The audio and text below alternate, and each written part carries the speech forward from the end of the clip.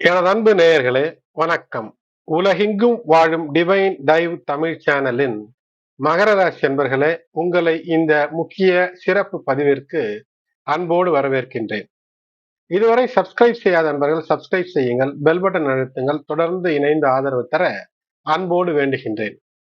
ஒரு 5 ஆண்டு காலத்திற்கு ஒரு பலன்களை மிக சுருக்கமாக, ரத்தின சுருக்கமாக ஒரு 7-8 நிமிட வீடியோக்குள் அடக்குவது என்பது சற்று கூடுதல் சுமையான ஒரு வேலை என்றாலும் கூட, இது நாள் வரை 7 சனியினுடைய பிடியில இருந்து வெளிப்பட்டு இப்போது முன்னேற்றத்தை நோக்கி இருக்கக்கூடிய மகர ராசி என்பவர்களுக்கு இந்த பதிவு என்பது வாழ்க்கையை எப்படி அமைத்துக் கொள்ளலாம், வெற்றிக்கான வாய்ப்புகள் எப்படி இருக்கிறது என்பதை பற்றிய பதிவுதான் இது. எனது அன்பு நேயர்களே, மகரம் என்றாலே காலபுருஷத்திலே 10வது இடம். கர்ம வினை பயன் அல்லது கர்ம விஷயங்களை எல்லாம் ஒரு வேலை வேலை வேலை என்று செய்து கொண்டே இருந்தால்தான், உழைப்பு உழைப்பு உழைப்பு என்று உழைத்து கொண்டே இருந்தால்தான் உன்னதமா? நிச்சயம் உன்னதம். ஆனால் உழைத்து உழைத்து உழைத்து கொண்டே இருக்கக்கூடிய ராசியாகத்தான் மகரமானது இந்த கலியுகத்தில் இந்த குறிப்பிட்ட நூற்றாண்டிலே அமைகிறது. ஆகையினால் நீங்கள் வருத்தப்படுவதற்கு எதுவுமே இல்லை. வருத்தப்படாமல் வரக்கூடிய திருப்பு முனையாக அமையக்கூடிய இந்த 2030 வரை இருக்கக்கூடிய ஆண்டுல நீங்கள் மகரத்திலே உத்திராடம் நட்சத்திரத்தில் பிறந்தவராக இருந்தாலும் சரி, திருவோணம் நட்சத்திரத்திலே பிறந்திருந்தாலும் சரி, அவிட்டமாக இருந்தாலும் சரி, வரக்கூடிய காலங்கள் வசந்தமாக அமைகிறது என்பது ரத்தின சுருக்கமாக சொல்லலாம். ஒரு வசந்தம் வருகிறது என்றால் அதற்கு முன்பு ஒரு குளிர்காலம், ஒரு நடுக்கம் இவையெல்லாம் இருந்திருக்கும் என்பது அதற்குள் இருக்கக்கூடிய அர்த்தம். ஆகையினால் 7 சனி பிடியிலிருந்து முழுமையாக விடுபட்டு வந்துவிட்டீர்கள். ஆனால் இது ஒரு கொடுமையான 7 சனி. மகரத்திற்கு மட்டுமல்ல, கும்பத்திற்கும் கூட, தனுசுவிற்கும் விருச்சிகத்திற்கும் சனியினுடைய கொடுமை சற்று தீவிரமாகவே அமைந்துவிட்டது. ஏனென்றால் முழு சுவர் என்று சொல்லக்கூடிய குருவோடு இணைந்து வந்த அந்த நிலை, குரு பகவான் சனி பகவான் உங்களுக்கு 7 சனியாக துவங்கும் போது கூடவே வந்தார். சனியோடே வருவது இது எப்படி என்றால், ஒருவர் ஏதோ ஒரு வேலைக்காக செல்வார். அப்போது அந்த வேலை எனக்கும் கிடைத்தால் நன்றா இருக்கும் என்று யாராவது ஒட்டி கொண்டு வந்து 2 பேர் வேலையும் கெடுத்து விடுவது. அப்படித்தான் சனியும் குருவும் சேர்ந்து இந்த விருச்சிகம், தனுசு, மகரம், கும்பத்தினுடைய பல விஷயங்களை கெடுத்து, ஆனால் குரு வேகமாக நகர்ந்து இந்த பதிவு நான் தருவது 2026 காலகட்டத்திலே பதிகின்றேன். இந்த சமயத்திலே மிதுனத்திலே 6ஆம் இடத்திலே குரு பகவான் இருக்கிறார். 2030 வரை சனி பகவானுடைய தாக்கம் மிக முக்கியமானது. ஆகையினால் 7 சனி முடிந்து விட்டது. மார்ச் மாதம் 2025 முடிந்துவிட்டு 3ஆம் இடத்திலே சகாய சனியாக இருக்கிறார். அந்த 3ஆம் இடத்திலே நகரத்தில் உச்சம் பெறக்கூடிய செவ்வாயோடு இணைந்து இருக்கக்கூடிய இந்த காலகட்டம் என்பது சற்று சோதனையாகத்தான் இருந்திருக்கும். அப்படித்தான் கிரகத்தினுடைய நிலை இருந்தாலும் கூட வெற்றிக்கான வழிகள் பலவற்றை அதற்குள் வைக்கும். சற்று சோதனைகளை கடக்கும் போதுதான் தங்கம் கூட அது தங்கம் தானா என்று நாம் அப்படியே பார்த்து கண்ணால் பார்த்தோ கையால் தொட்டோ தெரிந்து கொள்வதில்லை. அதை நெருப்பிலே போடுகிறோம், உருக்குகிறோம், நல்லா தேய் என்று தேய்க்கிறோம், ஆசிடில விட்டு 2 ஆட்டுகிறோம், தண்ணீர் திருப்பி கொதிக்க கொதிக்க நீர் போன்ற காட்சி தண்ணீரிலே போடுகிறோம். ஆனால் தங்கம் தங்கமாகவே இருக்கும். அதுபோல் மகரம் மகரமாகவேத்தான் இருக்கிறது. எது செய்தாலும் எவ்வளவு அடித்தாலும் தாங்குவான் என்ற நிலையிலே மகரம் வெற்றிக்கான வழியை நோக்கி 2030 வரை பயணிக்கும். இடைப்பட்ட காலத்திலே சோதனையே இல்லையா என்றால், இந்த 3ஆம் இடத்திலே இருக்கக்கூடிய சனி பகவானுடைய பார்வை பலம் என்பது தற்சமயம் 5ஆம் இடத்துல இருக்கிறது. ஆகையினால் இது வரக்கூடிய 4ஆம் இடத்திற்கு சனி பகவான் செல்லும் போது அது ஒரு பொற்காலம் தான். ஏனென்றால் அர்த்தாஷ்டம சனியாக வரும்போது உங்களுடைய ராசிநாதன் மிகப்பெரிய சோதனையெல்லாம் செய்ய முடியாத அளவிற்கு நம் பூமியிலிருந்து சற்று தள்ளி விலகி இருப்பார். ஆகையினால் கர்ம வினைகளின் நற்பயனை அனுபவிக்க முடியும்.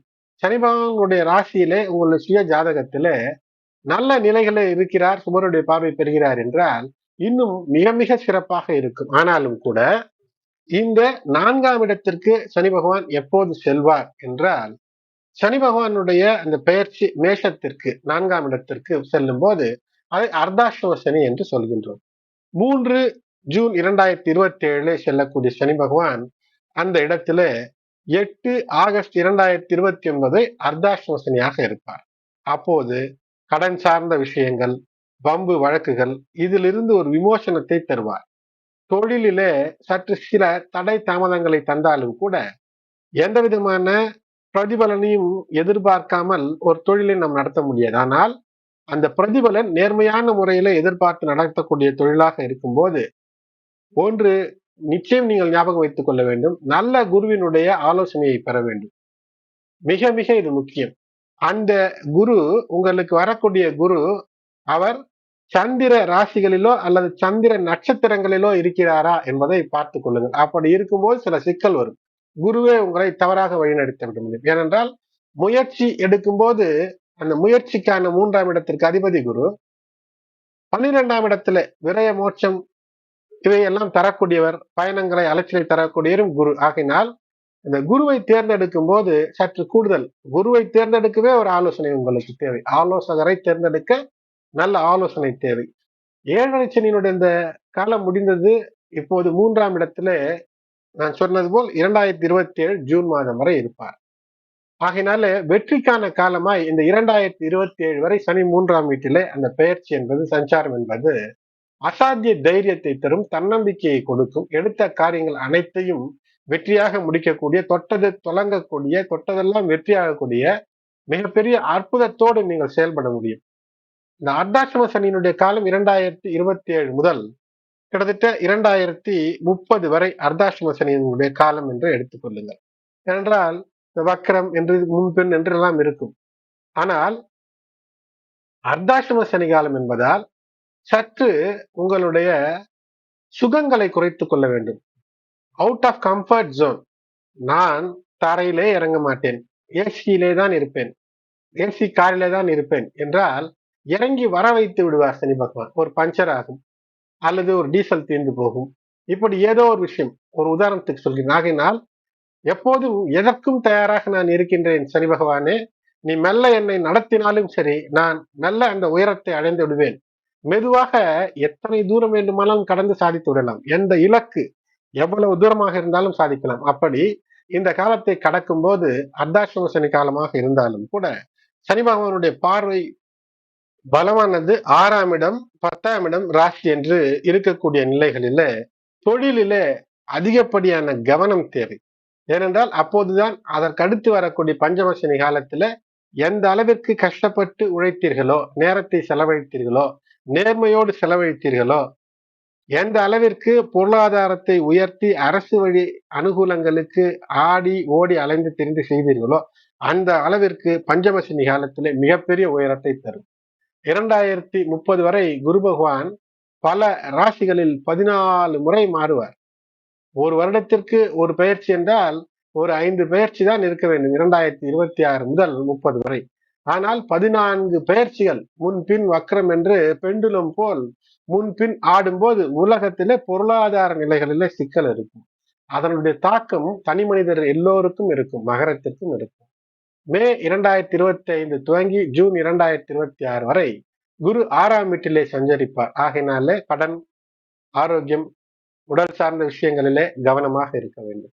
ஜூன் 26 முதல் ஜூலை 27 வரை குரு 7ஆம் வீட்டிலே உச்சம் பெற்றிருப்பார். இப்போது திருமணம் சார்ந்த சுபகாரியங்கள், புத்திர பாக்கியம், தொழில் வியாபாரத்திலே முன்னேற்றம் என்று சிறப்பை தருவார். அதேபோல் 2028 முதல் 2030 வரை குரு பகவான் 8 மற்றும் 9ஆம் வீடுகளிலே சஞ்சரிப்பார். இப்போது வெளியூர் வெளிநாடு மூலமாக லாபம், பயணங்கள், ஆன்மீகத்திலே ஈடுபாடு, தந்தை வழி சொத்துக்கள் கிடைக்க வேண்டும் என்றால் அதற்கான முயற்சி, இவையெல்லாம் ஒரு வெற்றியை தருவார். அதேபோல் ராகு கேது பெயர்ச்சி 2025 முதல் 27 வரை ராகு 2ஆம் வீட்டில இருப்பார், கேது 8ஆம் வீட்டில சிம்மத்தில் சஞ்சரிப்பார். குடும்பத்திலே தேவையற்ற வாக்குவாதங்களை தவிர்த்து திடீர் பண வரவுக்கு வாய்ப்பு இருக்கும். அந்த வாய்ப்பை பயன்படுத்தி சேமிப்பை உயர்த்துவது. 2027 முதல் 28 வரை ராகு உங்கள் ராசியிலும் கேது 7ஆம் இடத்திலும் இருப்பார். இப்போது உயர பறக்க ஆசை இருக்கும். வாழ்க்கை துணையோடு ஏதேனும் முரண்பாடு வரும். தேவையற்ற உறவுகளுக்கான வழிவகை எல்லாம் ஏற்படும். இவையெல்லாம் ஒதுக்கிவிட்டு நல்லவற்றை பற்றினால் வெற்றி என்பது நிச்சயம். 2029 முதல் 2030 வரை ராகு 12ஆம் வீட்டிற்கும் கேது 6ஆம் வீட்டிற்கும் வருவது என்பது ஒரு விபரீத ராஜபோகத்தை தரும். விபரீத ராஜபோகம் என்று சொல்கின்றேன். எதுவானாலும் அனுபவிக்கக்கூடிய ஒரு யோகம். அந்த ராஜ யோகம் போகமாக அமையும்.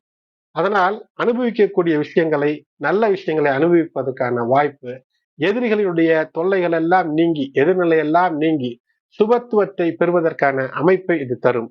அது மட்டுமல்ல, பொருளாதாரம் பொறுத்தவரை சீராகும். பழைய கடன்கள் எல்லாம் நீங்கும். புதிய கடன் தேவை என்றால் வாங்குங்கள். வேலையிலே பெரிய பதவி உயர்வை எல்லாம் எதிர்பார்க்கக்கூடிய அமைப்பு. ஆரோக்கியமும் நிச்சயமாக ஏதோ ஒரு வலி என்பது, அது முட்டு வலி, முழங்கால் வலி, முதுவலி, நரம்பு தளர்ச்சி போன்ற விஷயங்கள் அவ்வப்போது ஒரு இடைஞ்சலாக வந்து போகும். இந்த 2030 வரையான காலகட்டத்திலே 7 சனி இல்லை என்பது மிக சிறப்பு. அர்த்தாஷ்டம சனி நடக்கக்கூடிய மையப்பகுதி என்றாலும் கூட அதிலும் சனி பகவான் நீச்சமாக இருந்து அற்புதங்களை உங்களுக்கு தரக்கூடியதா இருக்கிறது. ராசிநாதன் வேறு. ராசிநாதன் மட்டுமல்ல சனி பகவான் 2ஆம் இடத்திற்கும் மகரத்திற்கு அதிபதி. அங்கு மூல திரிகோணம் பெறக்கூடியவர். நீச்சம் பெறும்போது செலவுகளை கட்டுப்படுத்தி மிச்சப்படுத்தி சேமிப்பை உயர்த்த வேண்டும் என்ற எண்ணத்திலே செயல்படும் போது இந்த 5 ஆண்டு காலம் இந்த பொறுமை நிதானம் என்பது வாழ்க்கைக்கு தேவையான அனைத்தையும் சேர்க்கலாம். திருமணம் ஆகாதவர்களுக்கு திருமணம், குழந்தை வரம், கல்வியிலே ஒரு உச்சம், புதிய தொழில் துவங்குவது, புதிய வீடு, புதிய வாகனம் வாங்குவது என்று எல்லா நிலைகளிலும் ஒரு படி முன்னேற்றத்தை தரக்கூடிய பஞ்சம வருடங்கள், 5 ஆண்டுகள். அன்பு நேயர்களே, டிவைன் டைவ் சேனலை இதுவரை சப்ஸ்கிரைப் செய்யாத நண்பர்கள் சப்ஸ்கிரைப் செய்யுங்கள். பெல் பட்டன் நோட்டிபிகேஷனை ஆன் செய்து தொடர்ந்து இணைந்து ஆதரவு தர அன்போடு வேண்டுகின்றேன். நன்றி.